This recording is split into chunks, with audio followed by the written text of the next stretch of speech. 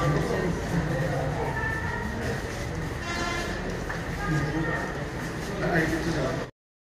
গত সোমবার ঈদের বন্ধ আছিল, শনিবারে বাড়ি ফিরেছিল, রোববারে আসছিল, সোমবারে বিকালবেলা আয়ে পড়ছে এখানে আগরতলা। আমার ছেলে খয়েরপুর ভাড়া থাকে, খয়েরপুর বিক্রম কলেজে ফার্মেসি কলেজে পড়ে। আমার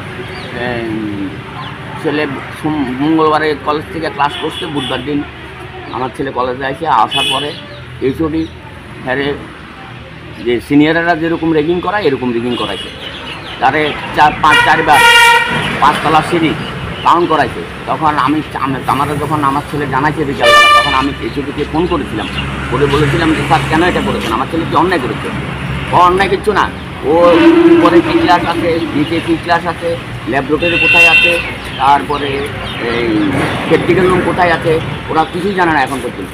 তা আমি বললাম যে যদি একটা স্টুডেন্ট আপনারা হচ্ছেন শিক্ষাগুরু, আপনাদের কাছে আমরা ছেলে দিয়েছি, স্টুডেন্ট দিয়েছি, কারণ হচ্ছে শিক্ষার জন্য। তা আপনারা যদি ওকে এভাবে সিঁড়ি গণিয়ে এনে কি ওকে রুম কোথায় কতটা রুম আছে, কী আছে না আছে, যদি সিঁড়ি কাউন্ট করলে ও পেয়ে যাবে নাকি, ও শিক্ষা হয়ে যাবে নাকি?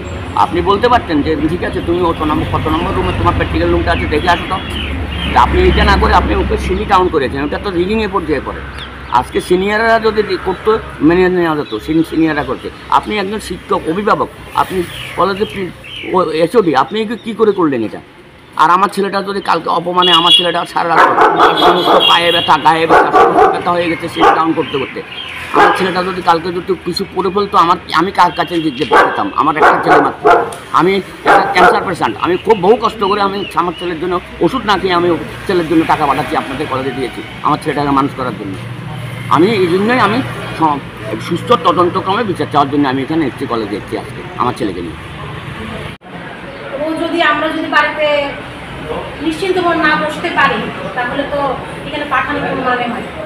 অনেক কষ্ট করে মা বাবা অনেক টাকা সঞ্চয় করে আমরা এখানে পাঠাই একটা মানুষ হওয়ার জন্য। যদি এমন হয় ভবিষ্যতে মানুষ কীভাবে বিশ্বাস করবে?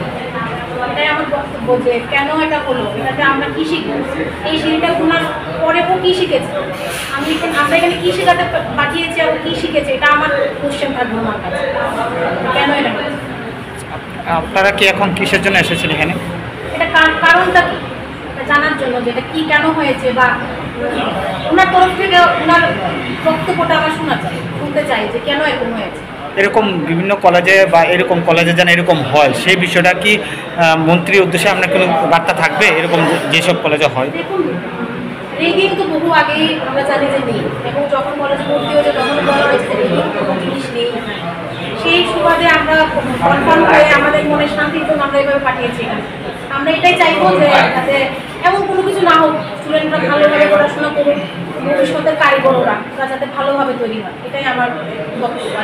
আরেকজন এইচওডি ওর সাথে এরকম করেছে, তাতে কি মনে হচ্ছে আপনার?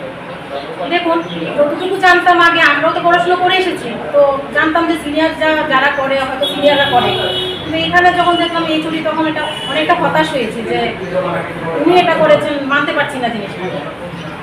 আপনার নামটা? আমার নাম ঈশিতা।